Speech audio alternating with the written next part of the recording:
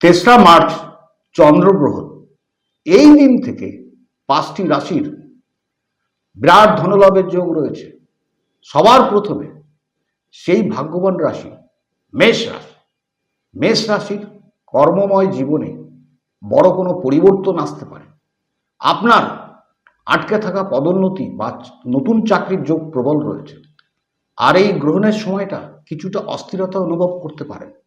এই দিনে গুরুত্বপূর্ণ সিদ্ধান্ত না নেওয়াই ভালো হবে। আপনার হঠাৎ কিছু অর্থ প্রাপ্তি হতে পারে, তবে বাজে খরচের দিকেও নজর রাখতে হবে। এরপরে মিথুন রাশি। মিথুন রাশির এই গ্রহণ আপনার জন্য আর্থিক লাভের নতুন দুয়ার খুলে দিতে পারে। পুরনো বিনিয়োগ থেকে ভালো রিটার্ন পাওয়ার সম্ভাবনা থাকবে। ছাত্রছাত্রীদের জন্য এই সময়টি খুবই ভালো।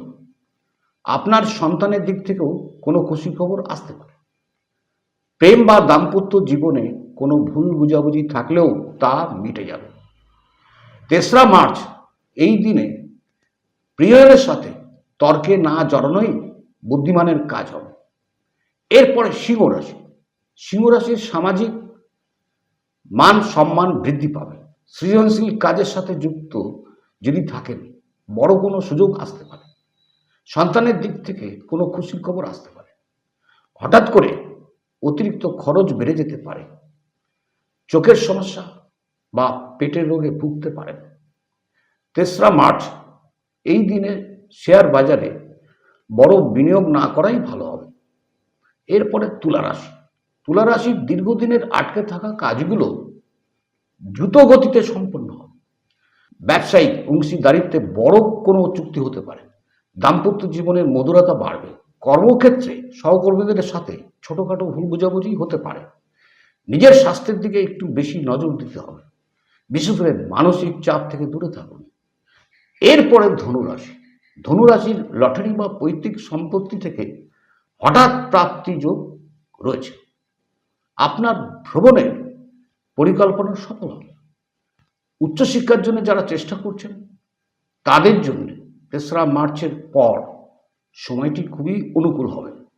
আপনার নিকট আত্মীয়দের সাথে বিবাদ হতে পারে।